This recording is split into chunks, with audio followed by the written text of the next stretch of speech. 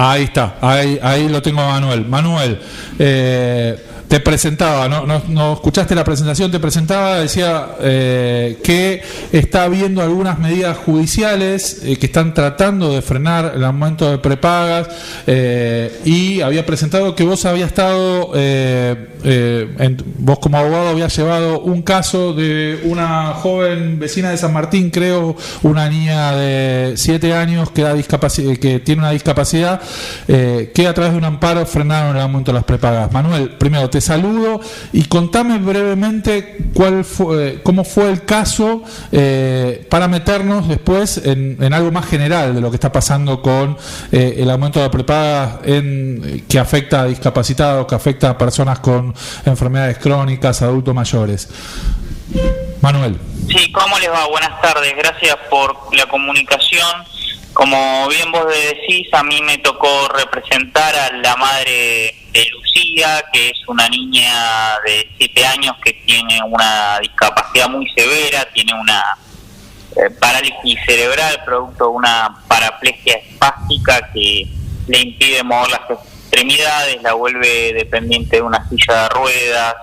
Bueno, tiene un retraso mental, tiene muy afectada su capacidad respiratoria y no puede comer por sus propios medios, necesita un botón gástrico y obviamente tubos de oxígeno de manera cotidiana, por lo tanto un cuadro extremadamente severo de salud. Y bueno, la empresa Cover había decidido de diciembre para marzo, que fue cuando presentamos la medida, el pedido de medida cautelar, subirle en un 220% la prepaga. Pasó de pagar 123.000 pesos a pagar 394.000 pesos.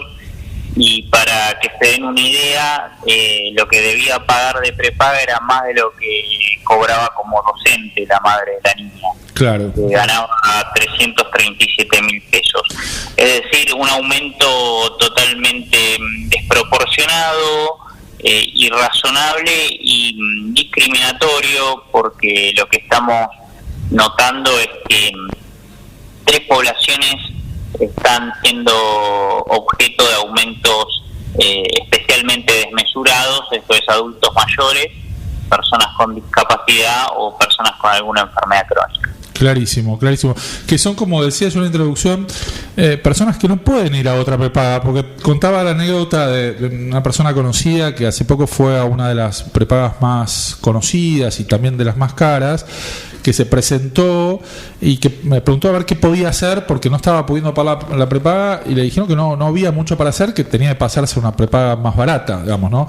Esa solución, que podría ser una solución de mercado, como sugieren algunos referentes del gobierno, no es una solución para estas poblaciones que estás marcando, que no son aceptadas en otras prepagas, digamos, ¿no? No, totalmente, son afiliados cautivos en este mercado, que es un mercado además de características oligopólicas, donde muy pocos prestadores de servicios de salud, muy pocas empresas fijan los precios del mercado. Era muy necesario contar con una ley que regule, que establezca un marco regulatorio y que tuviera la Superintendencia de Servicios de Salud como autoridad de aplicación, que autorizaba aumentos en tanto y en cuanto estuviesen justificados por la variación de la estructura de costos de las empresas o por un cálculo actuarial de riesgos, ¿no? Ese era el criterio previo al decreto que firmó el presidente Milei. Hoy no rige más ese control de parte de la Superintendencia de Servicios de Salud. Las empresas pueden subir el precio que quieran, o sea, está absolutamente liberalizado. Y bueno, estamos sin un marco regulatorio, en una ley de la selva, en un sálvese quien pueda, donde se está generando lamentablemente el descarte de miles de personas del sistema de salud prepaga. Y bueno, se está tensionando muchísimo el sistema de salud pública por este motivo, y en algunos casos que son muy extremos por la discapacidad, por la enfermedad crónica del afiliado, no es que transicionás de un sistema a otro de un día para el otro. Verdaderamente queda gente en el camino y ya tuvimos lastimosas noticias de gente que falleció, ¿no? Producto de que se queda sin prestación por no poderla pagar. Por lo tanto, están prosperando diferentes amparos con medidas cautelares en las jurisdicciones federales de la justicia federal del país, y también en el caso, por ejemplo, de OSDE, hay un amparo colectivo que tramita en Entre Ríos, y seguramente en estos días van a surgir otros procesos de estas características. Manuel, justamente estaba repasando algunas de las notas que hemos publicado en el portal, este caso de OSDE, hay varios casos en San Martín donde trabajás, el tuyo también, un amparo contra el Hospital Italiano, otro contra OSDE, hay una jubilada en Morón también que ha recibido, ha sido beneficiada por un amparo. Me imagino que más allá de estos casos particulares, alguien que nos esté escuchando hoy, un jubilado que tenga una prepaga y que no esté pudiéndolo pagar, porque además las jubilaciones estuvieron congeladas, ¿no? Ahora va a haber un aumento que va a quedar muy por atrás de la inflación y mucho más del aumento de las prepagas, que en la mayoría de los casos superó al de la inflación, que ya fue muy alta. ¿Qué recomendás que hagan? ¿Que se acerquen a dónde, digamos, no? ¿En qué casos crees que la justicia...? Lo primero que tiene que hacer un afiliado es primero que haga el reclamo en la sede administrativa de la prepaga. Bien. Puede que en la mayoría de los casos no tenga una acogida favorable el reclamo de que le hagan un descuento, sí, pero esto va a servir a la hora de presentar un amparo, porque uno de los extremos de las cuestiones que hay que justificar es que se agotaron todas las otras vías, ¿no? Y que el amparo es el remedio más idóneo, porque si no le estamos abriendo la posibilidad al juez que diga por qué no puede reclamar primero en la sede de la prepaga, ¿verdad? Claro. Entonces, eso es importante hacerlo. Después están las oficinas de defensa del consumidor de las municipalidades en el conurbano, que también pueden ser una opción gratuita, pero indudablemente nada tiene el peso que tiene una medida cautelar del juzgado federal, ¿no? Bien. Así que el que pueda recurrir a un abogado de la matrícula para que lo represente es la vía más conducente. Bien. ¿Y en qué casos vos ves que está la justicia, está teniendo una línea favorable a algún tipo de casos, digamos, ¿no?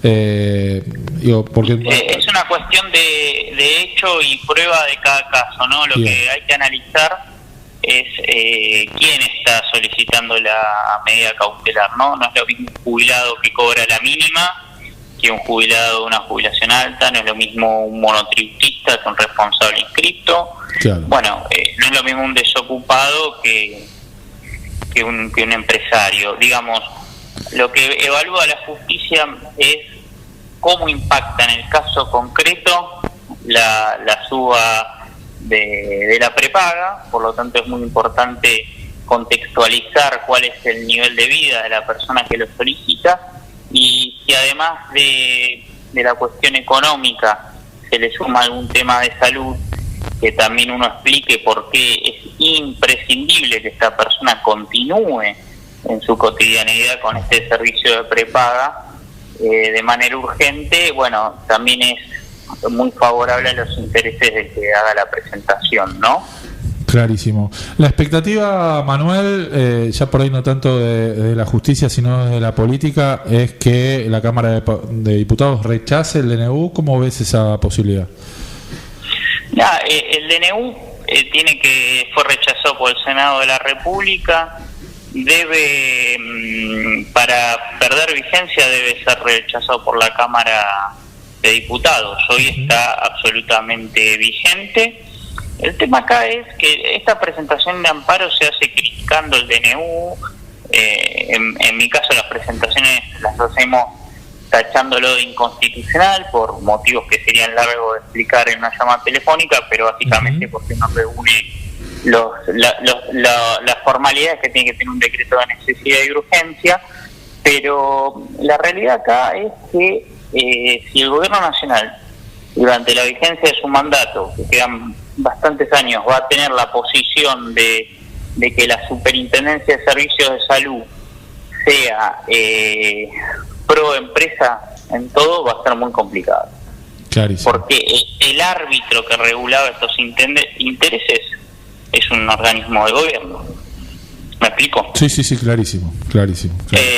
Y además, el hecho de que se pueda ser rechazado el decreto por este DNU no significa que no pueda luego enviarse una ley por separado. Claro. Viste que una de las especulaciones que hay para los que siguen la agenda legislativa es separar la famosa ley ómnibus en diferentes leyes por temáticas, ¿no? Entonces hay que seguir el tema muy de cerca. Lo que sí es una realidad que para el que acuda a la justicia por vía de amparo, primero que los jueces reconocen un saldo a favor de diciembre para acá, y después, mientras dure este año, van a estar cubiertos si tienen un fallo favorable por una medida judicial, que no es poco, ¿no? Claro. Que no es poco. Por lo menos da aire y la posibilidad de acomodarse. Y en muchos casos estamos hablando de personas, que por ahí un año es mucho de lo que le queda, ¿no? Del porcentaje que le queda de vida. Con lo cual hay gente que no puede esperar una semana, claro, ¿no? Un año. Ese es el tema, y además yo estoy primero en la fila para defender el sistema de salud público, pero también tenemos que ser conscientes de todas las deficiencias que tiene, que tiene hace años. Y si bien uno cree que los servicios públicos hay que mejorarlo, no hay que destruirlo, pero sí que requiere muchas mejoras, no hay duda. Entonces hay ciertos tratamientos que si no tenés prepaga es muy difícil que te lo cubra el sistema de salud pública, y cuanto más te alejas de la capital federal se acentúa este rasgo, ¿no? De la falta de prestaciones por parte del sistema. Entonces, bueno, la verdad que la situación genera mucha angustia, mucha incertidumbre en miles de familias argentinas. Manuel, te agradecemos este rato de charla con ¿Qué pasa? Y bueno, esperamos seguramente, como bien dijiste, que va a haber novedades en las próximas semanas de muchos otros casos judiciales que se van a seguir en esta línea, porque es mucha gente la que está siendo afectada y no tiene opción de irse a otra prepaga. Está, como bien dijiste, cautivo por el sistema, cautivo en una prepaga. Se vienen otros temas, se vienen tarifas, se vienen... A ver, el decreto, la verdad es que genera conmoción en un montón de sectores. Claro. En un montón de sectores. Por lo tanto, como nunca, yo creo que hace tiempo que el Poder Judicial no va a tener un rol tan protagónico.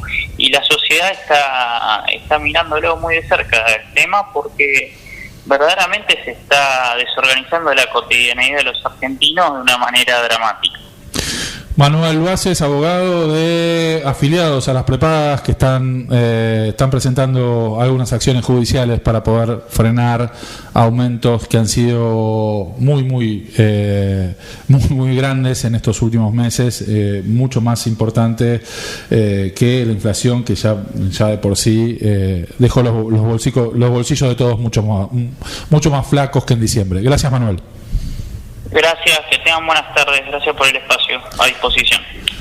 Así cumplimos, ¿no?, con la promesa de hoy. Pasamos por San Isidro un poco, hablando con un concejal que estuvo acá en el piso, Marcos Díaz, poniendo su mirada sobre estos primeros días del gobierno de Milei y también particularmente sobre el gobierno de Ramón Lanús, contándonos algunas de sus iniciativas.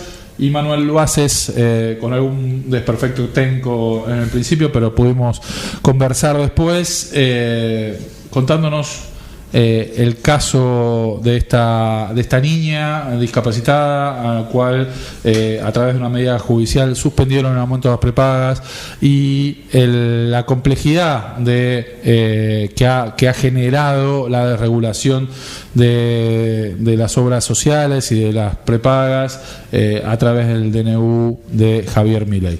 Con eso cumplimos con el programa de hoy. Exactamente, y nos vamos a escuchar el martes que viene a las 5 de la tarde en esto que es ¿Qué pasa radio? aquí en FM Fénix 100.3. Que tengan muy buena semana. Nos leen como siempre en quepasaweb.com.ar. Chau.